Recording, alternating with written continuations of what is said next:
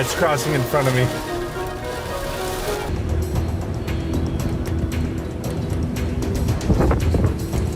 On March 18th, 1925, a monster was born in the skies over Missouri. For the next 3 hours and 38 minutes, this beast would carve a path of destruction unlike anything America had ever seen. 695 people would die. Entire towns would be wiped off the map. And by the time it was over, this single tornado would claim more lives than any other tornado in recorded history. But here's what's truly terrifying. The people in its path had no idea it was coming.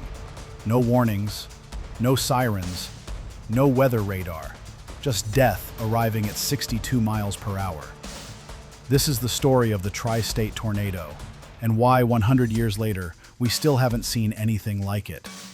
To understand why this tornado was so deadly, you need to understand 1925 America. Most people lived in small rural towns scattered across the Midwest. No cell phones, no internet, no Doppler radar. Weather forecasting was primitive at best. In fact, the U.S. Weather Bureau had actually banned meteorologists from using the word tornado in their forecasts because they were afraid it would cause panic. Think about that for a second. The very word tornado was considered too dangerous to say out loud, so when the deadliest tornado in history was about to strike, the people who could have warned everyone weren't allowed to. But even if they could warn people, how do you evacuate entire towns when most people don't even have cars? How do you spread the word when your fastest communication is a telegraph that might not even work? The answer is, you don't.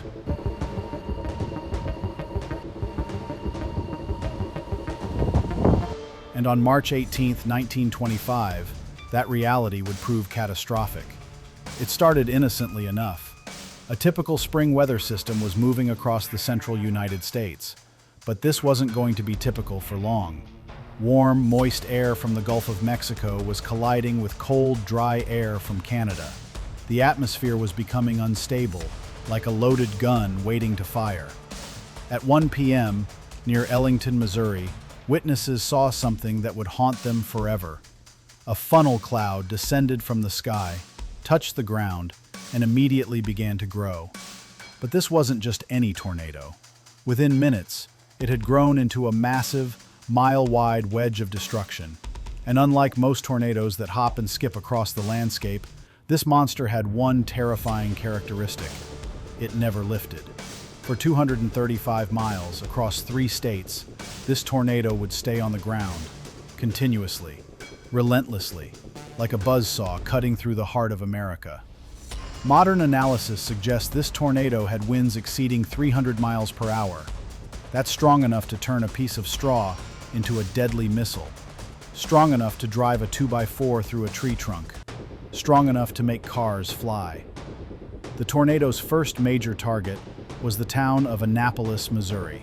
Population: 300 people living their normal Wednesday afternoon lives. In less than 5 minutes, Annapolis ceased to exist. Every single building was destroyed. The tornado didn't just knock down structures, it pulverized them, grinding entire homes into splinters and dust.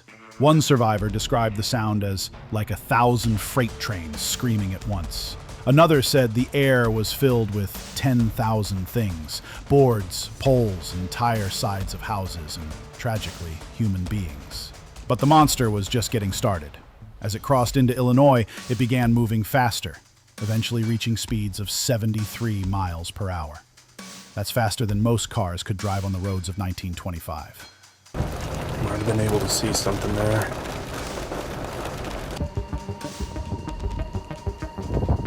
The town of Murfreesboro, Illinois, home to 11,000 people, was next.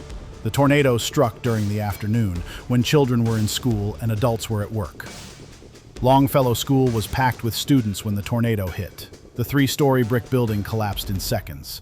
Children and teachers were buried alive under tons of rubble. But the tornado wasn't finished with Murfreesboro. As if the destruction wasn't enough, fires broke out across the devastated town.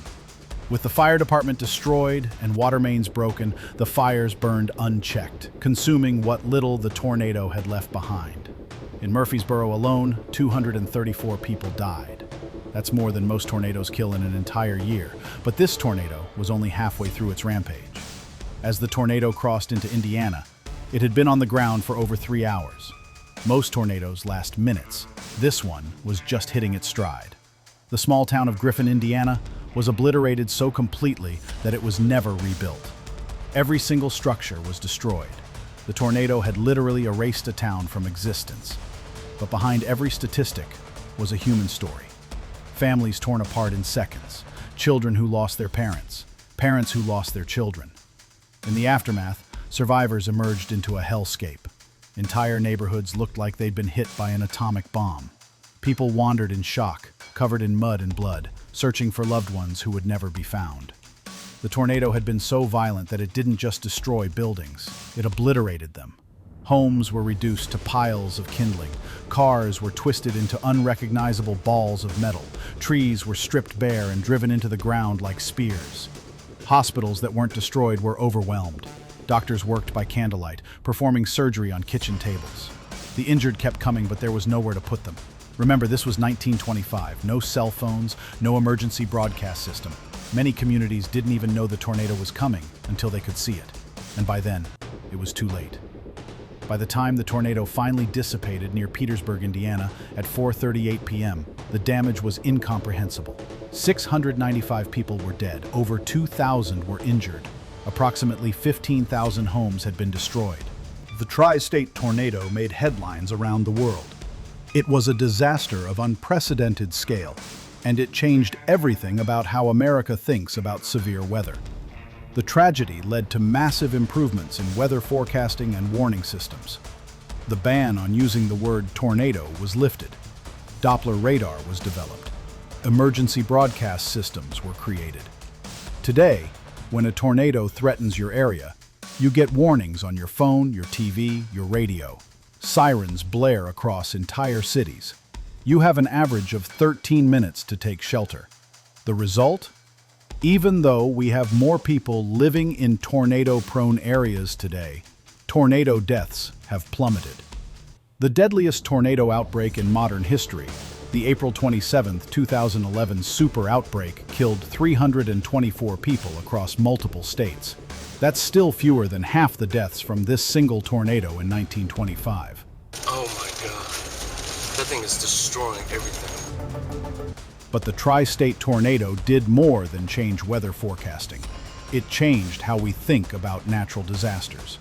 It showed us that nature doesn't care about our plans, our schedules, or our sense of safety. Every spring, when tornado season begins, meteorologists remember March 18, 1925. They remember what happens when people don't get warnings. They remember the 695 lives lost in a single afternoon. The tri-state tornado remains the deadliest tornado in recorded history, and it's a record that will hopefully never be broken. Not because we won't see tornadoes as strong, we will, but because we're better prepared. Today, teams of scientists chase tornadoes to understand them better. Doppler radar can see inside storms and measure wind speeds in real time. Weather models can predict severe weather days in advance. We build better shelters. We have better warning systems. We know more about what to do when a tornado threatens. But the tri-state tornado teaches us something else. That nature is still more powerful than anything we can build. That in the face of a true monster storm, our best defense isn't our technology or our buildings, it's each other. The skies over the Midwest still brew up monster storms every spring. And somewhere out there, another tri-state tornado might be forming. The question isn't if it will happen again. The question is, will we be ready? Just observed.